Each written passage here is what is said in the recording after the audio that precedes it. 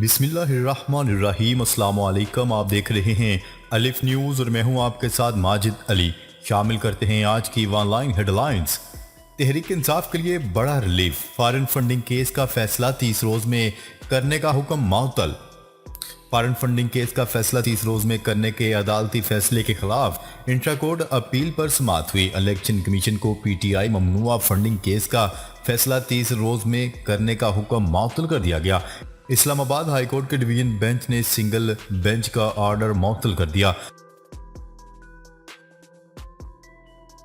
امریکی وزیر خارجہ اینتھنی بلنکن نے یوکرین کے ایک خفیہ دورے کے بعد ایک بیان میں کہا ہے کہ روس اپنے جنگی مقاصد میں ناکام جبکہ یوکرین کامیاب ہو رہا ہے۔ امریکی وزیر خارجہ اور وزیر دفاع نے اتوار کو یوکرین کا دورہ کیا تھا۔ 2 ماہ قبل یوکرین اور روس کی جنگ کے آغاز کے بعد سے یہ کسی اعلیٰ ترین امریکی وفد کا پہلا دورہ تھا، جس کے بعد امریکی وزیر خارجہ نے پیر 25 اپریل کو اس جنگ کے بارے میں یہ بیان جاری کیا۔ ترکی نے شام جانے والے روسی طیاروں کے لیے اپنی فضائی حدود بند کرنے کا اعلان کر دیا۔ ترک وزیر خارجہ کا کہنا ہے کہ ترکی نے شام جانے والے روسی سویلین اور فوجی طیاروں کے لیے اپنی فضائی حدود بند کر دی ہے۔ ترکی کی جانب سے روس کے خلاف یہ اعلان یوکرین جنگ کے اب تک کے سخت ترین رد عمل میں سے ایک ہے۔ نیٹو کا رکن ملک ہونے کے باوجود ترکی کے روس کے ساتھ دوستانہ تعلقات قائم ہیں اور اس نے یوکرین جنگ کے بعد بھی روس کے خلاف اب تک کوئی بڑا قدم نہیں اٹھایا تھا۔ ایرانی پاسداران انقلاب کا معاملہ، اسرائیلی وزیر اعظم کا امریکی صدر سے رابطہ۔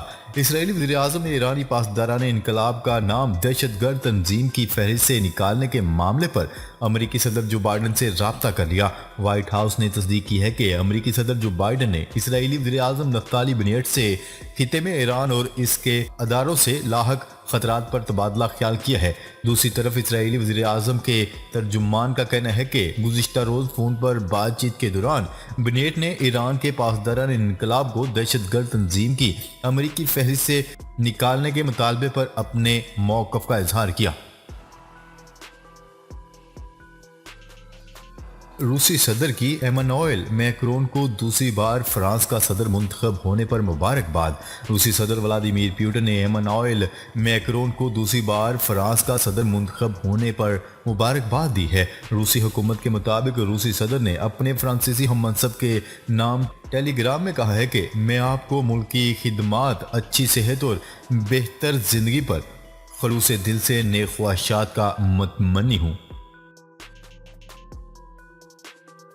اسرائیل امن کو نقصان پہنچانے سے باز رہے، مصر اردن امارات کا مشترکہ بیان سامنے آ گیا۔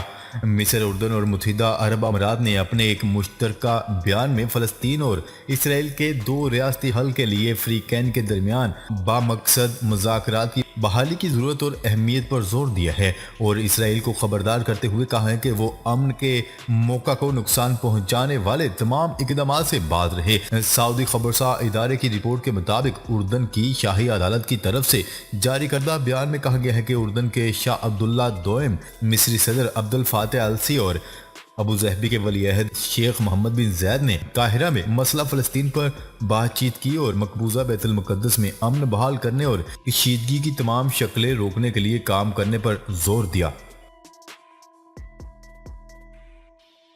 وزیر اعظم کا دورہ سعودی عرب، پی آئی اے سے بوئنگ 777 طیارے کی ڈیمانڈ کر دی۔ وزیر اعظم شہباز شریف کے دورہ سعودی عرب کے لیے پی آئی اے سے بوئنگ 777 طیارے کی ڈیمانڈ کر دی گئی۔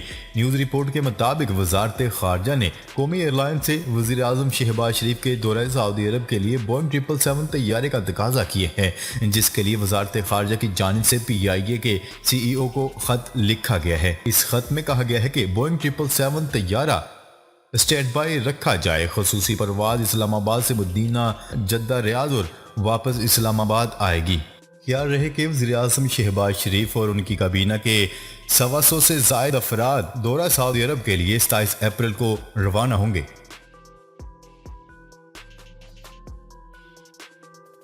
यूक्रेन का रूस से मुज़ाकरात ख़त्म करने का इंतबाह। यूक्रेन के सदर व्लादिमीर ज़ेलेंस्की ने इंतबाह जारी किया है कि अगर रूस यूक्रेन को तकसीम करने की कोशिश से बाज ना आया तो वो मुज़ाकरात ख़त्म कर सकते हैं। गैर मुल्की मीडिया की रिपोर्ट के मुताबिक यूक्रेन के सदर व्लादिमीर ज़ेलेंस्की ने कैफ के एक मेट्रो स्टेशन में मुनक्किद प्रेस कॉन्फ्रेंस में कहा है कि मुल्क को तकसीम करने की कोशिश इनको मास्को के साथ अमन मुज़ाकरात से दस्तबरदार होने पर मजबूर कर सकते हैं। इस प्रेस कॉन्फ्रेंस में सहाफ़ियों की जानिब से ज़ेलेंस्की से पूछा गया कि कैफ रूस अफवाज के ज़ेर कंट्रोल इलाकों में मुमकिन आज़ादी के रेफरेंडम का क्या जवाब देगा, जिसके जवाब में यूक्रेनी सदर ने इसरार किया कि ये फैसला इन्हें मास्को के साथ किसी भी किस्म की मजीद बातचीत को रोकने पर मजबूर कर देगा। शहरियों का इनखला। रूस ने मारियोपोल स्टील प्लांट के इर्द गिर्द जंग बंदी का ऐलान कर दिया। रूस ने मारियोपोल के अज़ोस्ताल स्टील प्लांट के इर्द गिर्द जंग बंदी का ऐलान कर दिया। गैर मुल्की खबरसार एजेंसी की रिपोर्ट के मुताबिक जंग बंदी का मकसद सनती इलाके से शहरियों को इनखला की इजाज़त देना है। खबरसार एजेंसी ने मजीद बताया है कि रूसी फौज आज शाम यकतरफा तौर पर जंग रोक देगी। उधर रूसी वजारत दिफा ने कहा है कि रूसी फौज महफूज फासले पर मुंतकिल हो जाएगी। रूसी वजारत दिफा के मुताबिक शहरियों के इनखला को यकीनी बनाएंगे और शहरी जिस सिमत में जाना चाहें इन्हें ले जाया जाएगा।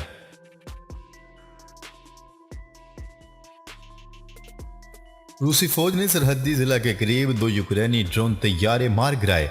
इलाकाई गवर्नर ने बताया है कि ड्रोन गिरने की वजह से कोई जानी व माली नुकसान नहीं हुआ। यूक्रेनी रेलवे ने बताया है कि वस्ती और मगरबी यूक्रेन में 5 रेलवे स्टेशनों पर हमला किया गया, जिससे मुतअद्दिद हलाकतें हुई। इससे पहले रूस की हंगामी सूरत हाल की वजारत ने बताया है कि यूक्रेन सरहद के करीब एक बड़े तेल डिपो में आग भड़क उठी। करीबी रहायशियों ने बताया है कि उन्होंने 2 धमाके सुने और फिर आग लग गई। हुकाम ने बताया है कि कोई शख्स जख्मी नहीं हुआ और इलाके को खाली कराने का कोई मंसूबा नहीं है।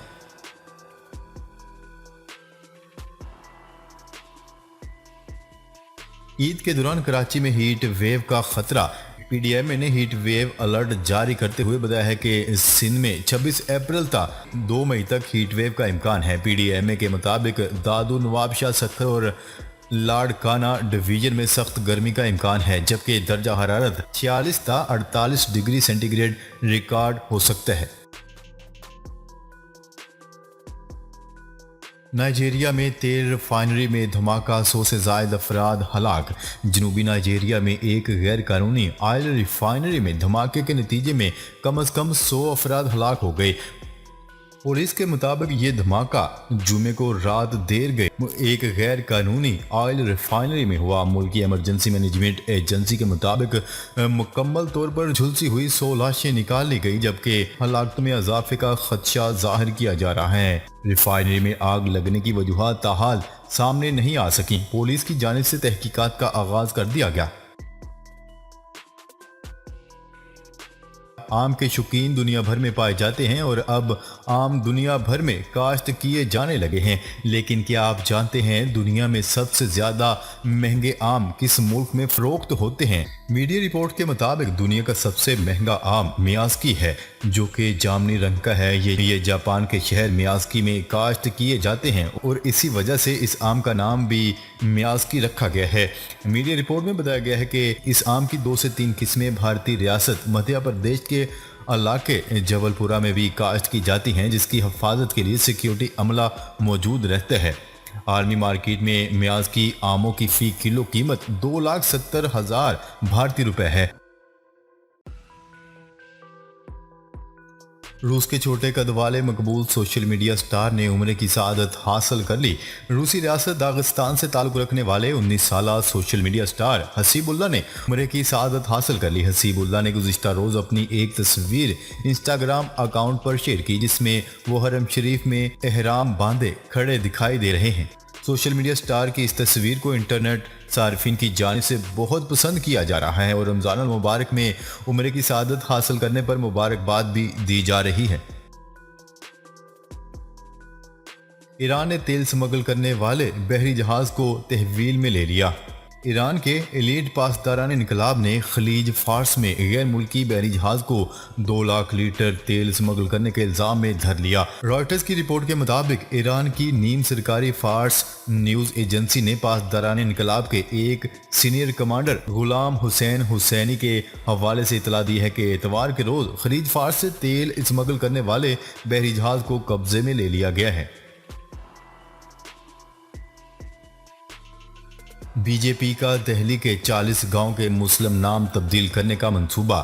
نئی دہلی میں روہنگیا اور بنگلہ دیشی تارکین وطن مسلمانوں کی دکانوں اور املاک کو مسمار کرنے کے بعد بھارتیہ جنتا پارٹی نے دارالحکومت کے 40 گاؤں کے مسلم نام تبدیل کرنے کے لیے سرگرم ہو گئی ہے۔ کشمیر میڈیا سروس کی رپورٹ کے مطابق بھارتیہ جنتا پارٹی کے دہلی کے صدر ادیش گپتا مسلمان دشمنی پر مبنی مہم بلڈوزر چلا رہے ہیں، جس میں روہنگیا اور بنگلہ دیش سے آئے مسلمان تارکین وطن کی دکانیں اور املاک کو غیر قانونی قرار دے کر مسمار کیا جا رہا ہے۔